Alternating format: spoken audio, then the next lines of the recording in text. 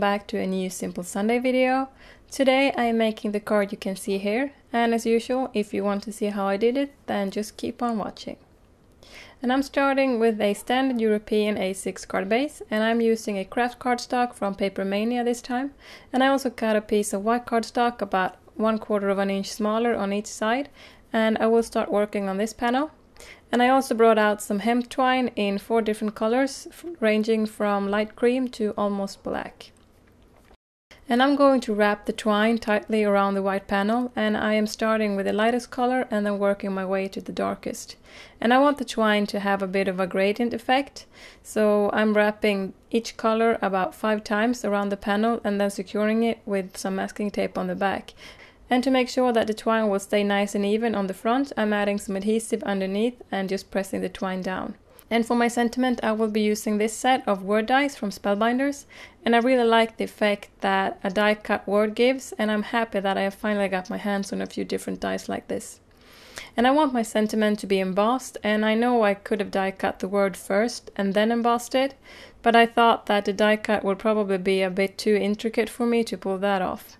So I decided to add my embossing to a piece of white cardstock and then die cut from that piece.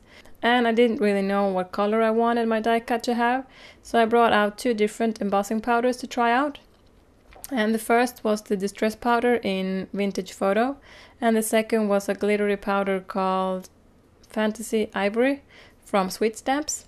And I started with the distress powder and added that to my paper, but I had some trouble with it. I don't know if I'm doing something wrong or if this powder is supposed to be like this, but I just couldn't get it to stick to my paper. I tried to heat it more and I tried to shake the container to mix all of the products inside, and nothing really helped.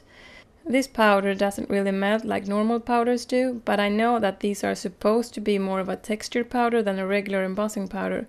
And I do like the sandy finish of it, but I have a hard time believing that it's supposed to just fall off the paper even after excessive use of the heat gun.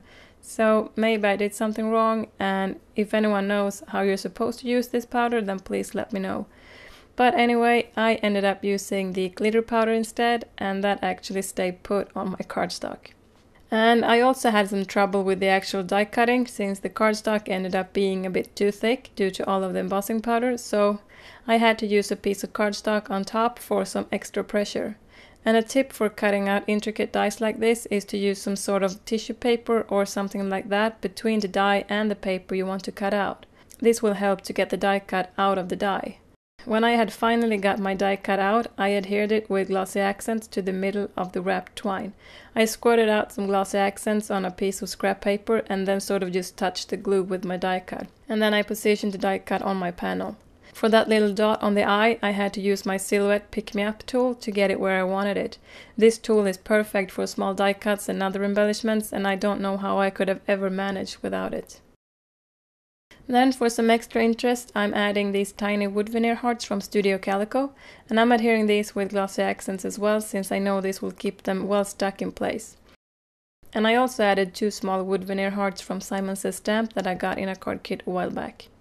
And then my card is almost finished. All I have left to do is to adhere the panel to my card front, and since I have a lot of dimension on the back due to the wrapped twine, the best thing I can do is to adhere the panel with foam squares. And I'm adding these all over the panel, paying extra attention to the area around the twine to secure it even more. And that finishes off my card for today. I hope you liked it, and as usual, give it a thumbs up if you did, and don't forget that all of the supplies can be found in the description bar below. And I will be back on Tuesday with a new art journal video, so check back then if you're interested in seeing that. And thank you so much for watching.